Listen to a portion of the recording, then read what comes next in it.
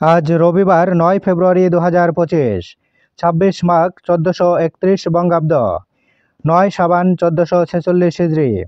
জানিয়ে দেব আজকের দৈনিক বাংলাদেশ প্রতিদিন পত্রিকার শিরোনামগুলো। ডেভিল হান্ট শুরু, সন্ত্রাসী গ্রেপ্তার ও আইনশৃঙ্খলা পরিস্থিতি নিয়ন্ত্রণে যৌথ বাহিনীর অভিযান। গাজীপুর থেকে শুরু, চলবে সারা দেশে। সংস্কারে ৩ টাইম ফ্রেম, প্রতিবেদন প্রকাশ ৬ কমিশনের। ২১ আগস্ট গ্রেনেড হামলা, খালেদা ও তারেককে ফাঁসিয়েছে প্রথম আলো। সেনাপ্রধান, আমরা একটি সুস্থ জাতি দেখতে চাই। মির্জা ফখরুল, নৈরাজ্য অবসানে দ্রুত নির্বাচন প্রয়োজন। নির্বাচনী রোডম্যাপ দাবি, ১১ ফেব্রুয়ারি থেকে সারা দেশে বিএনপির জনসভা। ডিআইজি সহ পুলিশের ৪ ঊর্ধ্বতন কর্মকর্তা আটক।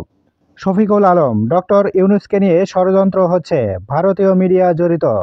সংস্কারে ৩ টাইম ফ্রেম, প্রতিবেদন প্রকাশ ৬ কমিশনের। দ্বিকক্ষ বিশিষ্ট ৫০০ আসনের সংসদ। ৩ মূলনীতি বাদ পড়ল যে কারণে। অটোমেশন করতে হবে সব খাতে। রাজনৈতিক হস্তক্ষেপ আর ঘুষ প্রধান প্রতিবন্ধকতা। পুলিশকে প্রভাবমুক্ত রাখতে কমিশন। এবার নির্বাচনী সংস্কারে সংলাপ। প্রতিদিন দৈনিক পত্রিকাগুলোর শিরোনাম জানতে লাইক, কমেন্ট এবং সাবস্ক্রাইব করুন। এবার শেষের পাতা। ঘুরে দাঁড়াতে পারেনি শেয়ার বাজার, চরম হতাশায় বিনিয়োগকারীরা। দুদকের জালে প্রভাবশালীরা, ৬ মাসে ১২৮ মামলা। অনুসন্ধান চলছে ২৪৯টির। সোহেলকে আনতে লেবাননে যাবে পুলিশের টিম।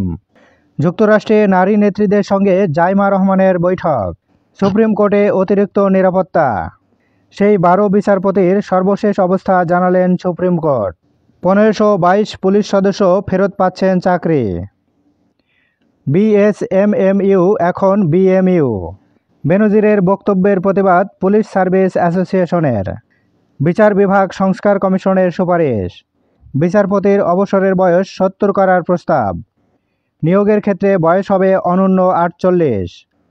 আইনজীবীদের লাগবে ১৫ বছর অভিজ্ঞতা। অধস্তন আদালতের বিচারকদের অন্তত ৩ বছর জেলা জজ থাকতে হবে। শক্তিশালী পাসপোর্ট সূচকে বাংলাদেশের ৪ ধাপ উন্নতি। চাকরির দাবিতে বিক্ষোভ চলছে, প্রাথমিকে নিয়োগ বাতিল।